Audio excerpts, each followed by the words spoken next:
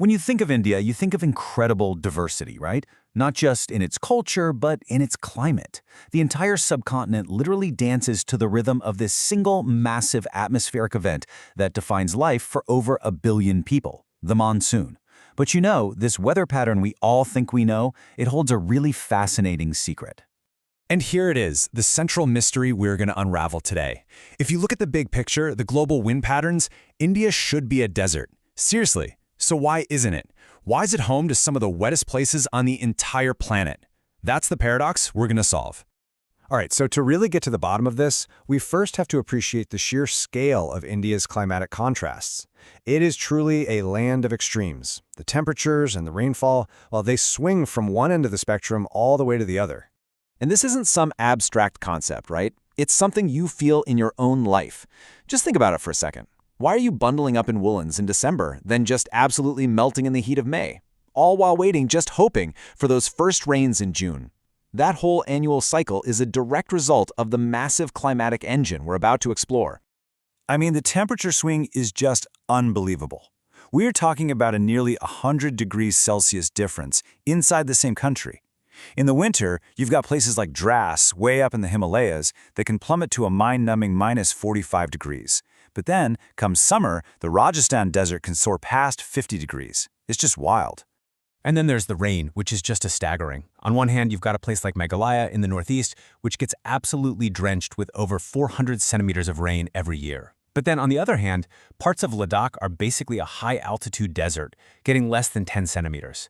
So how can one country possibly contain both of these extremes? Okay, so here's the science behind the paradox.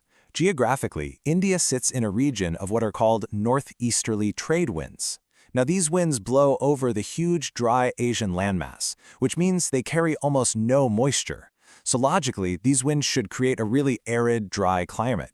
But they don't. And that brings us to the big reveal. This is where we solve the mystery. It all comes down to one of the most dramatic weather phenomena on Earth, what we call the Great Wind Reversal. So first things first, let's get our key terms straight. The word monsoon actually comes from the Arabic word mausim, which just means season. And that's the key right there. A monsoon isn't really about the rain itself. It's about a complete 180-degree seasonal flip in the direction of the wind. So what makes this massive flip happen? Well, there are 3 huge geographical features that set the stage for this whole drama. Think of them as our 3 main characters. You've got the towering Himalayas acting as a barrier to the north, the enormous Asian landmass, and of course, the warm Indian Ocean to the south. Okay, let's start with winter. The huge landmass north of India gets incredibly cold. All that cold, heavy air creates a massive high-pressure zone.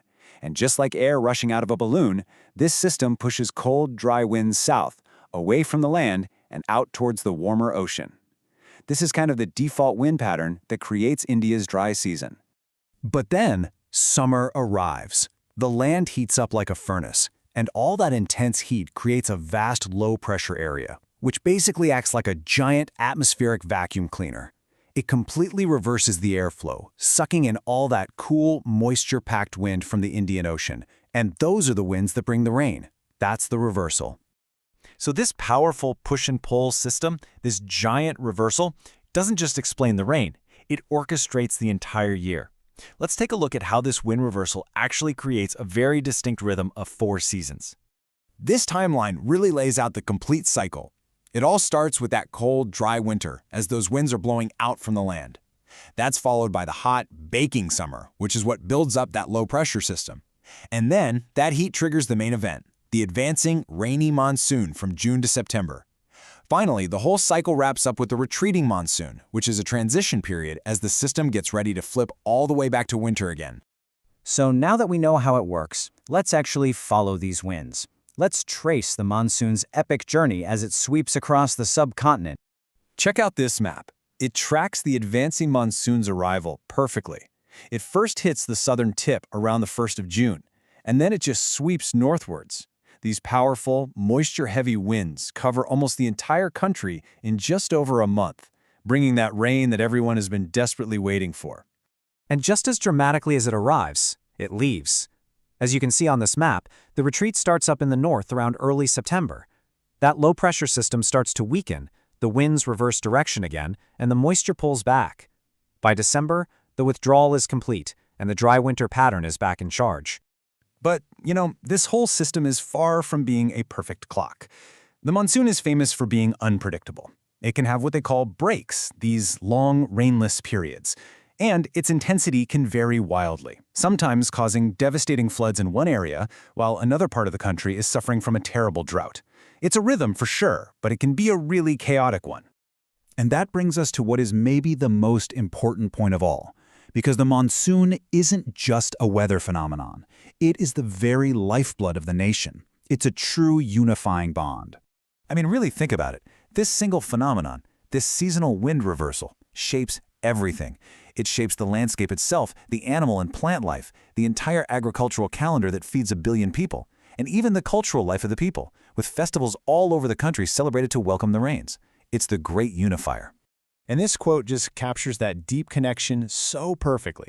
Year after year, people of India, from north to south and from east to west, eagerly await the arrival of the monsoon. That shared feeling of anticipation, it's a thread that really does bind the entire country together. So for thousands of years, this powerful, predictable yet unpredictable cycle has shaped an entire subcontinent. But as our global climate continues to change, making weather patterns more and more extreme, it leaves us with a really critical question. How will this ancient, life-giving rhythm fare in a changing world? And what will that mean for the billion-plus people who depend on it?